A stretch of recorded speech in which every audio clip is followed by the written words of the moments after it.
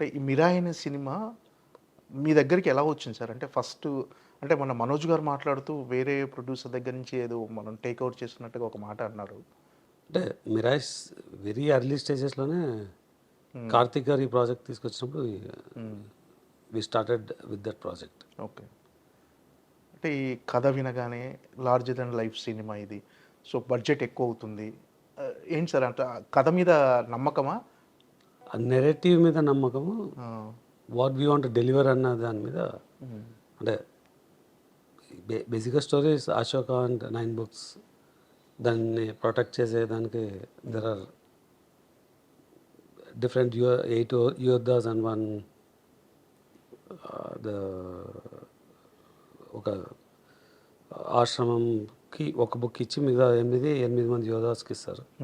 How they protect, okay. How will force come, దాన్ని శ్రేయ గారు as అంటే షీల్ ఫోర్సి దాన్ని ప్రొటెక్ట్ చేయడానికి she sacrifice the kid to the society. Okay.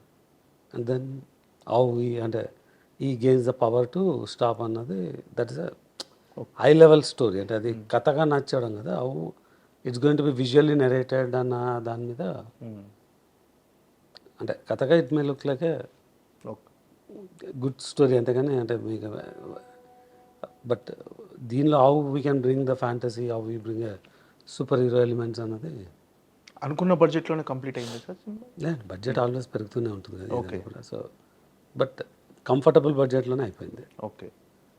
అంటే first అనుకున్న దానికి ఇప్పుడు ప్రొడక్ట్ వచ్చిన దానికి డిఫరెంట్ బడ్జెట్లో difference.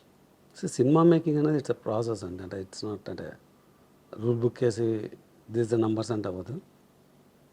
You will see what is the market and how do you create a market అనేది. ఈ సినిమాకి we always had a market bigger than what we foreseen, but it was done very efficiently and effectively. Okay. So ఇన్ని సినిమాలు తీసిన ఎక్స్పీరియన్స్లో అసలు paper మీద ఉన్న బడ్జెట్లో సినిమా ఎందుకు తీయలేకపోతున్నారంటే మీరు చెప్పే రీజన్ ఏంటి సార్? అసలు యాజ్ అ ప్రొడ్యూసర్గా ఇన్ని సినిమాలు కంప్లీట్ చేశారు, రిలీజ్ చేశారు. అంటే పేపర్ మీద ఉన్న బడ్జెట్ సినిమా ప్రొడక్ట్ బయటకు వచ్చేసరికి అనుకున్న బడ్జెట్కి చాలా డిఫరెన్స్ కనిపిస్తుంది. సో మీ లివింగ్ ఉందండి, మీకు బడ్జెట్ ఉందా, మంత్లీ ఎంత ఖర్చు అవుతుందండి? మోస్ట్లీ ఒక 1 lakh అలా అవుతుంది. అంతే అవుతుంది ఎవ్రీ మంత్? కొంచెం అటు ఇటుగా. కొంచెం అటు ఇటు అవుతుందా లేకుంటే అంతే సార్, చేంజ్ అవుతుంది? మీ లైఫ్లో మీకు డైలీ ఒక స్పెండ్ బడ్జెట్ ఉంటుంది, మంత్లీ ఉంటుంది, అవే మేనేజ్ చేయలేరు మీరు. అలానే ఓకే.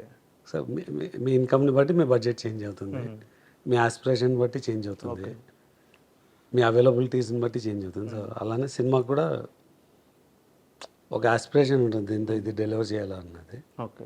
వేస్ట్ కాకుండా ఎఫిషియెంట్గా చేయడం అన్నది. అంటే హీరో మార్కెట్ని బట్టే ఖర్చు పెడుతుంటారు, ప్రొడ్యూసర్ అదే చెప్తుంటారు, హీరో మార్కెట్ని బట్టే ఖర్చు పెడుతున్నారు. Hero market is one part of it. Cinema మార్కెట్ని బట్టి you have to spend. Okay. సినిమాకి ఏం క్రియేట్ చేస్తామో అన్నది, ఏది అవసరం అన్నది ఉంటుంది. అంటే దాంట్లో చాలా ఉంటుంది. అంటే మీ డైలీ బడ్జెట్ ఎంత అంటే చెప్పలేరు కదా. అవును. ఒకరోజు మీరు బయట తినచ్చు, ఒకరోజు ఇంట్లో తినచ్చు, ఒకరోజు హై ఎండ్ రెస్టారెంట్కి వెళ్ళచ్చు. ఆ రోజు మీ నీడ్, మీ అఫోర్డబిలిటీ. ఏంటి సార్ 'మిరాయి' గురించి అంటే ఈ సినిమా ఖచ్చితంగా చూడాలి అని ఆడియన్స్ ఎలా ప్రిపేర్ అవ్వాలి? ఇది ఎలాంటి సినిమా? బేసిక్ ఇది ఒక fantasy story with history and fiction with extraordinary visual grandeur ఉంటుందండి. ఒక మంచి ఎమోషన్ ఉన్న స్టోరీ, ఒక తల్లి సంకల్పం మీద వర్క్ చేయడానికి how he goes through, what is the problem, how he solves the problem అన్నది ఫండమెంటల్ నెరేటివ్. దీనిలో lots of fantasy, lot of elevations, ఒక సినిమాటిక్ ఎక్స్పీరియన్స్ అన్నది will get an extraordinary experience with extraordinary music. కథ మొత్తం మీరు విన్నారా sir? Karthik గట్ల కథ మొత్తం, సినిమా మొత్తం చూసారు. ఇప్పుడు అవుట్పుట్ చూస్తారు. కథ చెప్పినప్పటికి ఇప్పుడు అవుట్పుట్ చూసిన దానికి వాట్ ఈస్ ద బెటర్మెంట్ అంటే మీకు? అంటే కథ అన్నది ఇప్పుడు నేను చెప్పిన 1 minute కూడా కథనే. సీన్ బై సీన్ వినడం ఇంకొక సీన్ బై సీన్ వినాలి. అంటే నేను ఇప్పుడు ఆ క్వాలిటీ బెటర్మెంట్ చూసుకున్నారు కదా అవుట్పుట్, ఎలా అనిపిస్తుంది? ఎలాంటి కాన్ఫిడెన్స్ ఉంది? ఎక్స్ట్రాడినరీ. అంటే వాళ్ళ మేకింగ్లో నాకు మొత్తం I know what's coming in the movie. But కథ మొత్తం వినడం అంటే వేరు. అంటే కథ మొత్తం వినడం కదా, ఇప్పుడు అవుట్పుట్ చూసుకున్నారు కదా, మీకు అవుట్పుట్ ఎలా- ఈజ్ ఎక్స్ట్రాడినరీ, దాంట్లో డౌట్ లేదు. అంటే అదర్ లాంగ్వేజ్ రెస్పాన్స్ ఎలా ఉంది సార్? అన్ని చోట్ల పాన్ ఇండియా లెవెల్లో రిలీజ్ కాబోతుంది. సో బేసిక్గా this one of the movie where I watched very closely all the reaction videos. There's lots of reviewers on YouTube, and whenever there's a content, at least ఒక 125 reactions చూసింటాను నేను. And I can see uniform అంటే body language and reaction, అంటే ఎక్కడైతే I elements ఉన్నాయో and the way they appreciated and if you see the comments, అంటే unless there some very focused targeted 1 or 2% వాళ్ళు వదిలేస్తే, అంటే their objective is to comment negative, అంటే they will have okay, some other issues అనమాట, అంటే biased ఇది, but it's unanimously very positive. అంటే తేజ సజ్జాని చూస్ చేసుకోవడానికి రీజన్ ఏంటంటే, అంటే అతను హనుమాన్ అనే ఒక సినిమా ద్వారా పాన్ ఇండియా లెవెల్లో లేదు, ఇది హనుమాన్ సంబంధం లేదు. అంటే ఈ movie was started much before Hanuman. Hanuman size scale తెలవని ముందే స్టార్ట్ చేసిన మూవీ. ఇప్పుడు బడ్జెట్ హై బడ్జెట్ అయింది, దీనికి టికెట్ రేట్లు ఏం పెంచట్లేరని ఎందుకు సార్? రీజన్ ఏంటి అంటే ఆడియన్స్ థియేటర్స్కి రావట్లేరని ఒక రీజనా ఏంటిది? సినిమా బాగున్నప్పుడు డెఫినెట్గా వస్తారు. ఈ సినిమాకు ఉన్న బజ్కు టికెట్ రేట్ పెంచినా ఫస్ట్ 3-4 డేస్లో డిఫరెన్స్ ఏమవ్వదు. బట్ మాకు ఈ సినిమా we can still deliver with reasonable prices అన్న దాని మీద. We want all families to come, అంటే we want measure on the footfall, not on the number. Okay sir, OTT business ఇంతకు ముందులా లేదు సార్ సినిమాలకు.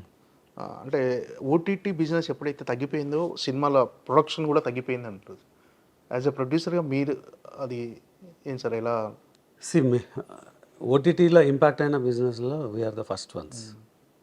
ఓకే, ఎందుకంటే నేను చాలా ఇంటర్వ్యూస్లో కూడా చెప్పినాను, 1 yearలో we took a hit on 3 movies, 3 కాదు 5 movies. 2024 ఫిబ్రవరిలో వి రిలీజ్ 2 movies. ఒకటి వడకపట్టి రామస్వామి అన్నది it's one of the top 5 hit movies in Tamil, but we lost 2-digit numbers అనమాట దానిలో. Okay, because we didn't sell OTT and digital in time. మేము మార్కెట్లోకి వచ్చే టైంకి this no buyer. Eagle we had a buyer but we didn't sell in time. Again మీరు inefficiencies అన్నాం కదా ఆర్గనైజేషన్లో, అది that's one of the reason. So we lost money because we didn't sell the non theatrical. Non theatrical అమ్మింటే we would have been in cash positive. అలా ఆ ఇయర్లో ఒక సినిమా అమ్మింది వీ కుడ్ రియలైజ్ బ్యాక్. మనమే అన్న మూవీలో దెన్ హై 30s లో 40sలో we lost money. Then subsequent release చేసిన మూవీస్లో కూడా there is the issue with the selling the non theatrical. అలా I lost more than 3 digits okay, because of OTT. Okay, not selling the non theatrical in time or this no market for non theatrical. అంటే 3 digits అంటే మొదటి నుంచి కూడా, అంటే ఇప్పటి వరకు industry నుంచి వచ్చిన తర్వాత సినిమాలు మొదలుపెట్టిన దగ్గర నుంచి 3 digits 2024లో ఓన్లీ ఇప్పుడు 2020. నేను చెప్పిన సినిమాల్లో okay, within 5 or 6 movies. Okay, అంటే ఓన్లీ ఓటీటీ మార్కెట్ తగ్గటం వల్లే నాన్ థియేట్రికల్ తగ్గడం వల్ల, ఓకే. ఈగల్, వడకపట్టి రామస్వామి, ఆ, మనమే, mister Bachchan, swag, Vishwam, within this 6 movies close to 120 to 140 crores పోయింది. అసలు అంటే యాంటిసిపేటెడ్ ఇన్కమ్ పోయింది. ఓకే, అంటే ఇంత ఓపెన్గా చెప్పేస్తున్నారు మీరు 3 digits. అంటే సాధారణంగా ఏ ప్రొడ్యూసర్ కూడా లాస్ అయితే ఆ నెంబర్స్ చెప్పడానికి ఇష్టపడరు సార్. మీరు మాత్రం చాలా ఓపెన్గా ఇది మార్కెట్ మీరు అడిగిన చెప్పినండి. అంటే జనరల్గా ట్రాన్స్పరెంట్గా ఉన్నది ఉన్నట్లుగా మీరు మాట్లాడటం. అంటే చాలామంది why I'm so worried about unions, it's less అనేది. నేను I'm only worried about the process, corruption, nexus. Okay, అంటే we pay people well and we want to pay them well and get the right output అనమాట. But when you lose money and when you are very focused you are, అంటే మీకు ఆటోమేటిక్గా will react. Okay, ఇది ప్యూర్గా non theatrical market పడిపోవడం వల్ల. Okay, it's not bad movies. కాకపోతే OTT వాళ్ళ చేతుల్లోనే సినిమా రిలీజ్ డేట్లు కానీ అన్ని ఓటీటీ వాళ్ళ చేతుల్లోనే ఉన్నాయి ప్రజెంట్. వాళ్ళు ఇచ్చిన డేట్ ప్రకారమే సినిమాలు రిలీజ్ చేయాలి అనేది ఒక ట్రెండ్ నడుస్తుంది సార్.